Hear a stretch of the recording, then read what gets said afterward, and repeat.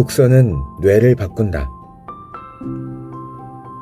1930년 말, 중국에 사업수단이 매우 좋은 한 사나이가 있었는데 그는 영어와 중국어를 완벽하게 구사할 수 있었으며 이 장점을 살려 돈을 벌었다. 그런데 어느 날 강렬한 두통이 찾아왔다. 머리가 깨질 듯이 아팠지만 잠을 푹 자고 아침에 일어나니 다행히도 두통은 거짓말처럼 사라졌다.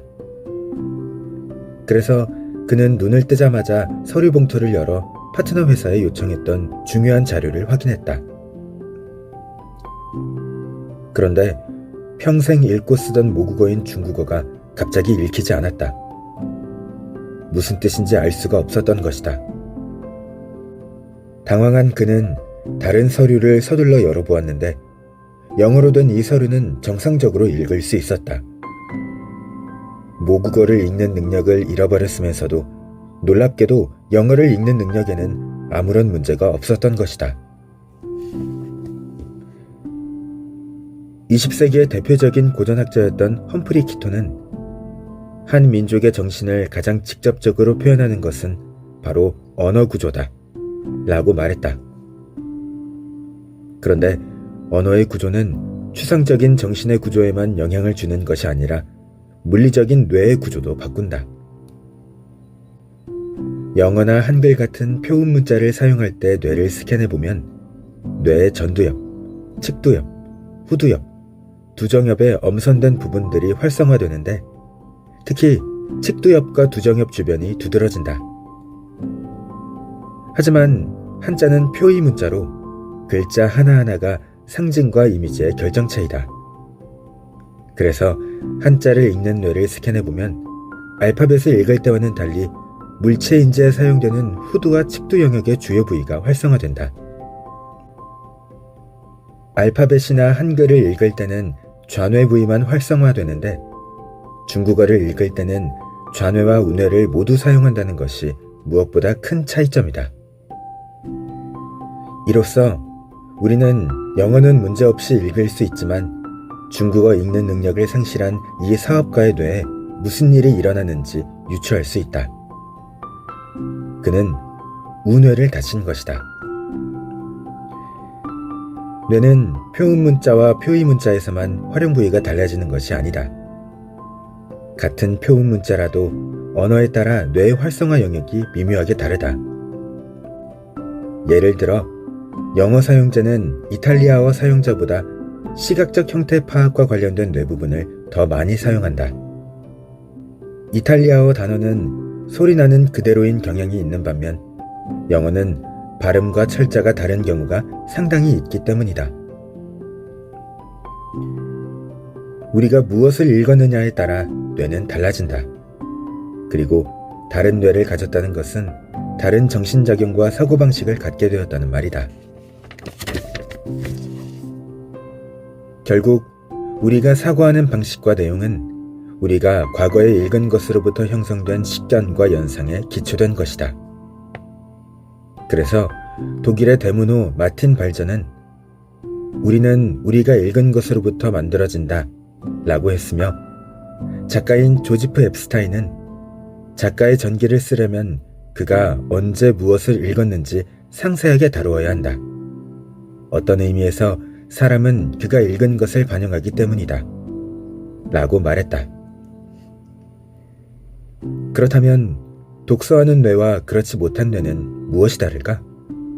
그리고 독서가 우리에게 주는 근본적인 효용은 무엇일까? 독서가의 뇌는 뭐가 다를까? 포르투갈 학자들은 외딴 시골 주민들 중에서 문맹인 사람들과 글을 읽을 수 있는 사람들을 비교 연구했다.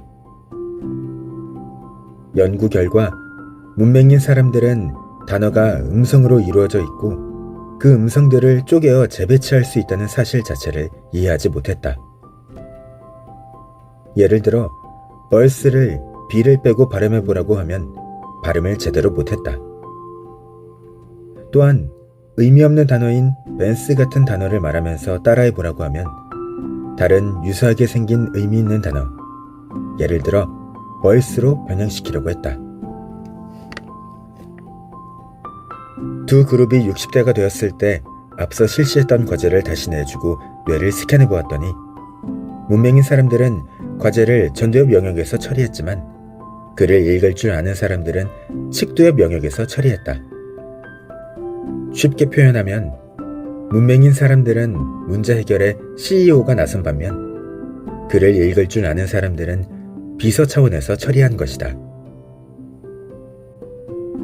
중앙아시아에서 실행한 대규모 실험에서 글을 읽지 못하는 사람들은 추상적이고 논리적인 사고를 거의 할 수 없을 뿐만 아니라 역사인식과 자아인식마저 심각하게 결여되어 있었다. 발달심리학자 장 피아제는 6세 아이는 대상을 종류에 따라 분류하는 능력이 부족하지만 9세 아이에게는 분류화 능력이 제대로 발휘된다는 사실을 발견했다. 그렇다면 6세와 9세 사이에 무슨 일이 벌어진 것일까? 생각의 시대의 저자인 김용규는 그 사이에 아이의 뇌신경이 크게 발달하기도 하지만 그에 못지않게 중요한 요인이 학교에서의 읽고 쓰는 교육이라고 주장한다. 실제로 많은 현대 심리학자들은 문자가 아이들의 정신 발달에 결정적인 영향을 미친다는 사실에 동의하고 있다. 초보 독서가, 숙련된 독서가의 뇌는 어떻게 다를까? 초보 독서가인 아이들이 책을 읽을 때 뇌를 촬영해 보았더니 뇌가 활성화되는 정도도 높고 활성화 영역도 넓게 나왔다. 아이들은 문자와 단어를 식별하고 그 의미를 이해하기 위해 뇌의 많은 영역들을 사용하고 있었다. 또한 글을 이해하는 뇌의 경로도 매우 느리고 효율이 떨어지는 배측 경로를 사용했다. 이는 단어 안에 들어있는 음소들을 조합하고 단어에 연계되어 있는 다양한 의미들을 전부 검색하느라 시간을 소모했다는 말이다. 하지만 숙련된 독서가의 뇌는 시각정보, 의문론적 정보, 의미론적 정보를 눈 깜빡할 사이에 인출하는 방법을 이미 터득하고 있었다. 이를 복측 경로라고 한다. 독서에 능숙해지면 보통 양쪽 뇌를 활성화하는 체계가 아니라 좀 더 효율적인 좌뇌 시스템만을 이용하게 된다. 초보 독서가의 뇌는 문자의 일체적인 이해를 위해 고전분투를 하는 반면 숙련된 독서가의 뇌는 문자 해독을 잘 구축된 자동화 시스템에서 순식간에 해결해버린다.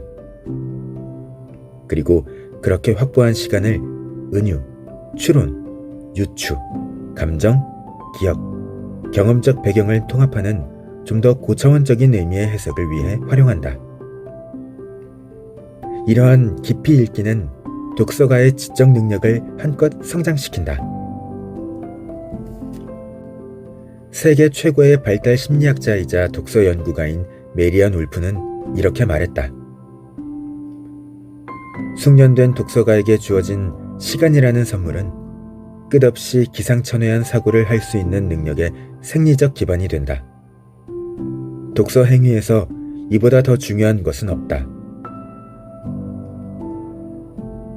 독서를 잘하는 뇌란 없다. 이는 우리 대부분이 왜 그렇게 독서를 힘들어하는지, 반대로 독서를 잘하는 사람이 왜 이렇게 드문지를 알려준다. 하지만 뇌는 독서를 위해 만들어지지 않았음에도 문자를 창조하고 자신이 창조한 문자를 통해 스스로를 변화시켰고 더 고차원적인 사고를 할 수 있게 되었으며 결국 스스로의 생존 확률을 높였다. 그럼 우리는 어떻게 해야 숙련된 독서가의 뇌를 가질 수 있을까? 문제 속에 답이 있다. 독서에 숙련되면 된다. 그리고 여러분이 성인이고 초보 독서가라면 숙련의 첫 시작은 단연 다독이다.